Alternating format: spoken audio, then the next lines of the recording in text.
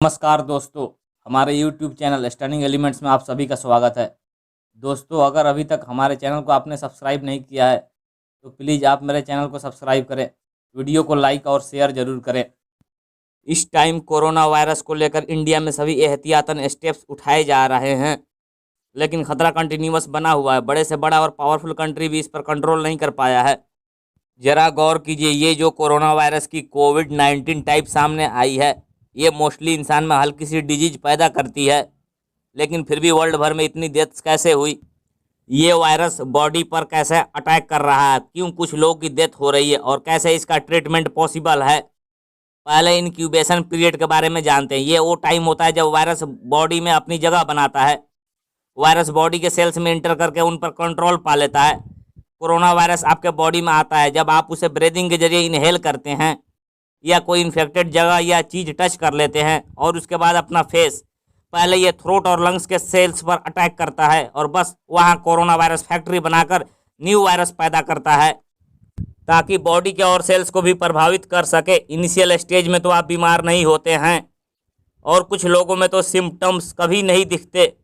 यूँ तो ये इंक्यूबेशन पीरियड यानी इन्फेक्शन होने और सिम्टम्स दिखने के बीच का टाइम लोगों में अलग अलग होता है, लेकिन जनरल तौर पर 5 डेज का होता है। ज़्यादातर लोगों में हल्की सी बीमारी होती है। 10 में से 8 लोगों में कोविड-19 इन्फेक्शन माइल्ड होता है और लक्षण होते हैं तेज बुखार और सूखी खांसी, बॉडी में पेन, गले में खरांश और हेडेक भी हो सकते हैं, लेकिन ज़रूरी नहीं ये लक्षण दिखे ही।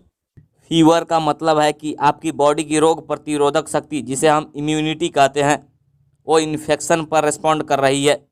इम्यूनिटी को पता चल जाता है कि वायरस बॉडी में एंटर किया है और बाकी बॉडी को भी सिग्नल जाता है जिसमें केमिकल रिलीज होता है, साइटोकिन्स। वैसे तो कोरोना वायरस में ड्राई कफ होती है, लेकिन कुछ लोगों को बलगम भी आने लगता है जिसमें लंग्स के डेड सेल्स होते हैं जो वायरस ने मारे हैं।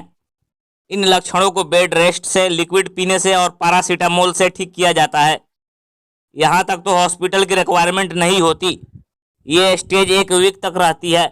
इस स्टेज पर मोस्टली लोग रिकवर हो जाते हैं क्योंकि उनकी इम्यून सिस्टम ने वायरस को हरा दिया, लेकिन कुछ लोगों में सीरियस डिजीज भी हो जाती है।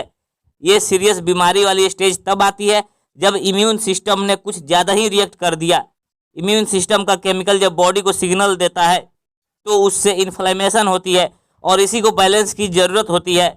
ज़्यादा इन्फ्लेमेशन हो गई तो शरीर को नुकसान होगा। फेफड़ों की सूजन को ही निमोनिया कहते हैं।